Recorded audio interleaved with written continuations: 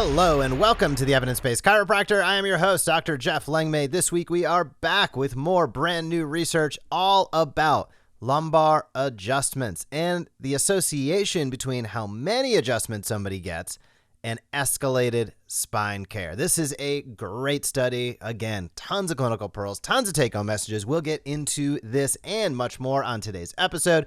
Before we kick things off, I want to say a few words about Patient Pilot by the Smart Chiropractor, and I'm going to keep this real short. If you have inactive patient list, patients you've seen that are not actively coming in of more than 500, we want to talk with you. Why? Because we believe you have an opportunity to generate patient reactivations consistently, utilizing our automations that create patient recall lists, help people schedule it automatically, and more. You can head over to thesmartchiropractor.com, schedule a demo with our team. Again, that is thesmartchiropractor.com, schedule a demo with our team, and we would love to help you help more people in your community this year, next year, the following year, but it all starts by taking action today. But as I said at the top on today's episode, we're talking research, brand new study. I'll drop a link, of course, down in the show notes. And the title is Dosing of Lumbar Spinal Manipulative Therapy and its Association with Escalated Spine Care, a cohort study of insurance claims. So big study, a lot of information, and some really good information in terms of understanding the state of what's going on with current spine care, maybe even analyzing and saying, hey, how do I fit into that in terms of my typical recommendations?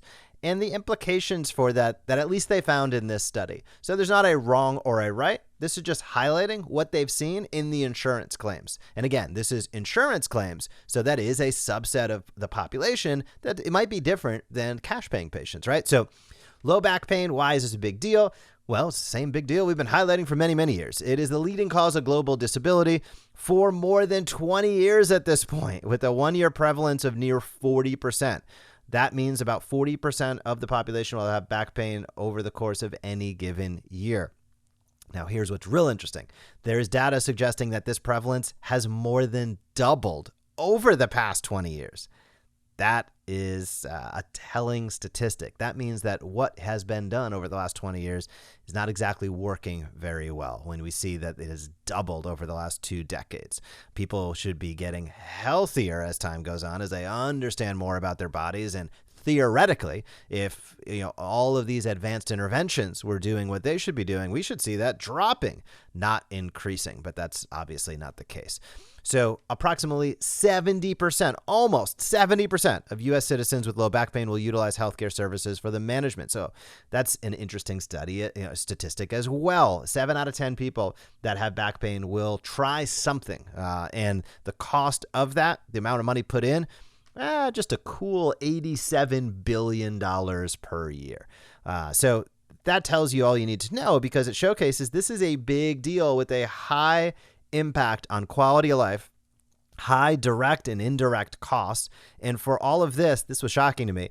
Low back pain ranks in the quote unquote very critical category, along with coronary artery disease and diabetes, when prioritizing research funding support. That is how big of a deal this is. Now, what we know, and we've highlighted many times on this podcast, is here's the good news. Treatment guidelines for initial management of low back pain have supported, advocated, and recommended non-pharmacological care, including self-management, exercise, and literally of the 3 things, spinal manipulation. So they're highlighting the keystone and cornerstone of what we do as education, self-management, exercise, spinal manipulation. 3 of those 4 outside of self-management directly tie to the core tenets of who we are as movement-based healthcare professionals. I mean, can you serve it up on a silver platter any better? Now, that's the good news. Here's the bad news. Contrary to those guidelines, many patients are given low-value, non-guideline-based care that costs a heck of a lot more money. And this escalation of low back pain interventions is usually found with early use of CT and MRI, opioid medications, injections, and surgery, which have dramatically increased over the past 2 decades. And I want to be clear, because sometimes I've kind of rallied against those items. Having worked in orthopedic groups and multidisciplinary practices, I've always said I kind of know how it goes from the inside as a practicing doc in those groups, and then on the leadership and executive teams as well.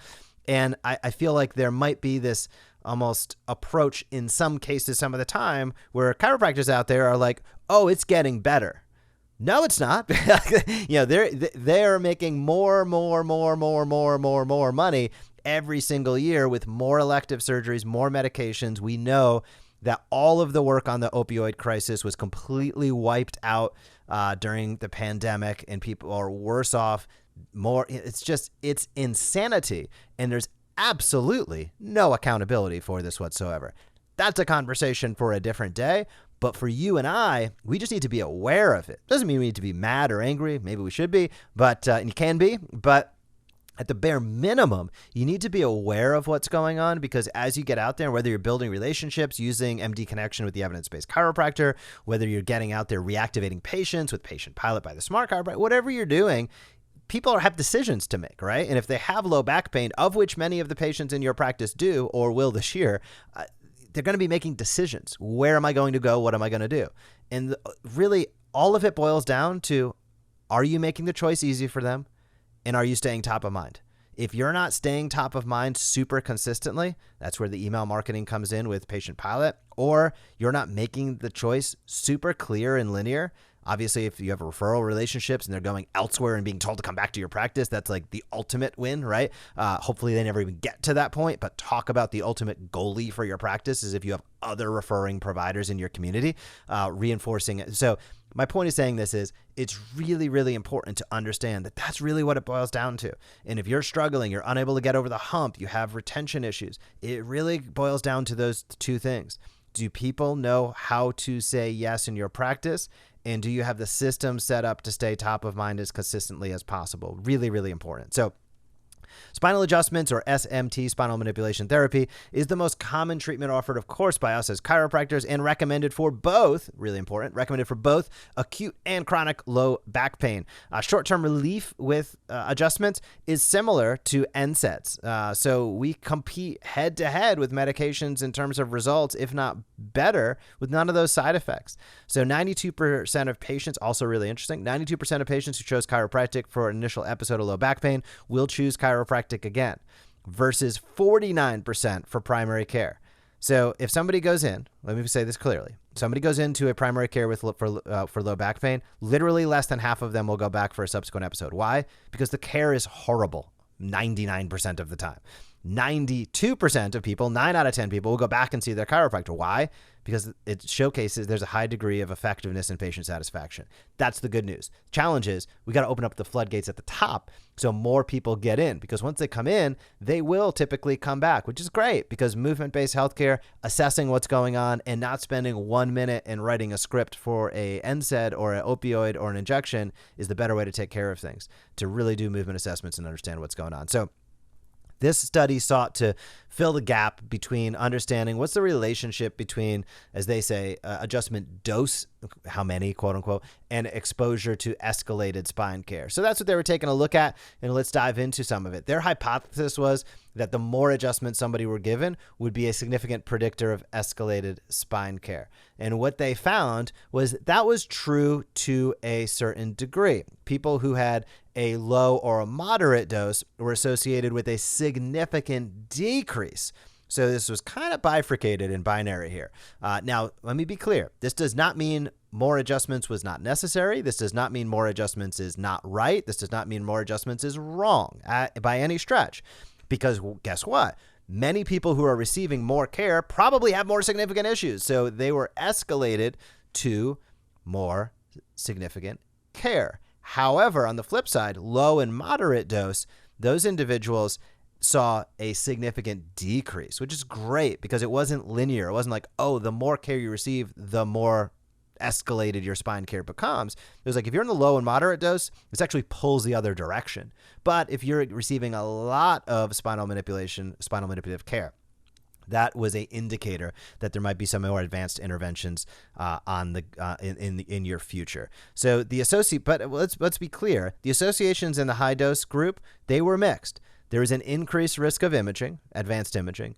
There was actually a decreased risk of injection and emergency room department visits, and there was no significant association with surgery, opioids as well. So it really was more of an advanced imaging. Why is that the case? I am postulating here, but chances are I'm going to assume that some people who received more care probably had more radiculopathy, more sciatica, more nerve root compression type issues. And if it was taking longer and they were struggling to get over the hump, that's where an MRI would typically come into play, as we well know. So I'm kind of making an assumption there, but that makes sense to me as I read it. So the group, including chiropractic benefits, so looking again at previously performed services on insurance claims, had statistically significant decrease in utilization of surgery, 32% less chance of surgery, 23% less chance of advanced imaging, and an 8% less chance of plain film radiography. So interesting there. In a study evaluating nearly 15,000 episodes, big low back pain, so big study, individuals accessing chiropractic were significantly less likely to record guideline incongruent use of imaging, medications, and surgery. What do you know? When people received the right care, they tended to continue to receive the right care instead of things that were non-congruent with the guidelines. They also highlight a systematic review and meta-analysis found that spinal pain patients had a 64% reduction in the odds of receiving an opioid medication when accessing chiropractic versus other types of care. You want to cut the opioid crisis in half, get people where they actually should be, which is chiropractic practices 9 out of 10 times when they're having musculoskeletal issues. So their hypothesis that escalated spine care would vary depending upon spinal manipulation dose was confirmed, but it was mixed, right? Low dose, moderate dose, and they had a high dose. I believe it was 13 plus visits for that single bout. Low and mid were obviously basically, let's just call it 12 and under, roughly.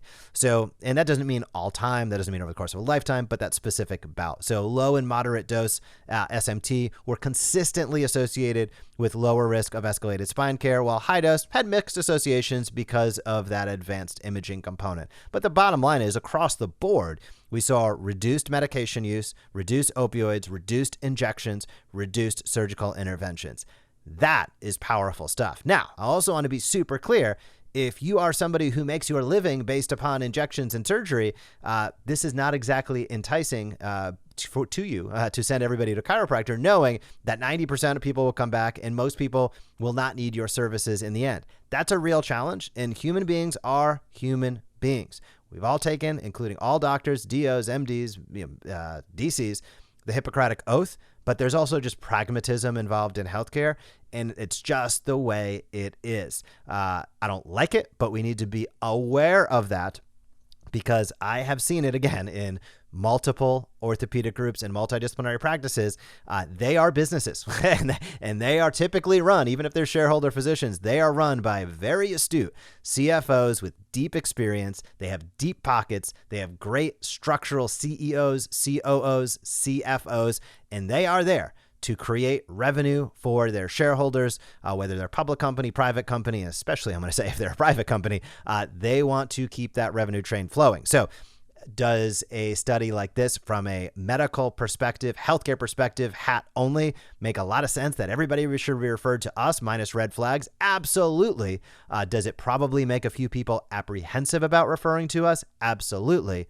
That's where everything circles back to the onus being on you and I to get out there, tell our story, build those relationships, and find our dance partners. If somebody is going to be, let's say, more business-minded than healthcare-minded for the people that they're taking care of, they might not be a good partner for you. But I can guarantee you, for my doom and gloom earlier, there are people in your community that take the Hippocratic Oath seriously, that want to do no harm, that want to do what's best, and that are happy to refer appropriately. So if you don't have a good referral channel, I'm talking 5, 10, 15 referrals coming in from other healthcare providers per month consistently, head over to the MD Connection at the evidencebasedchiropractor.com. We'll get you hooked up. We've worked with over 1,000 docs around the world. The process works 100% of the time when implemented. Why? Because there's no magic. It's about building case notes, research, and meetings. We guide the entire process, walk you through it, even have an implementation call. So if you're interested in that, you can head on over and check it out. Otherwise, I really appreciate you listening into this podcast.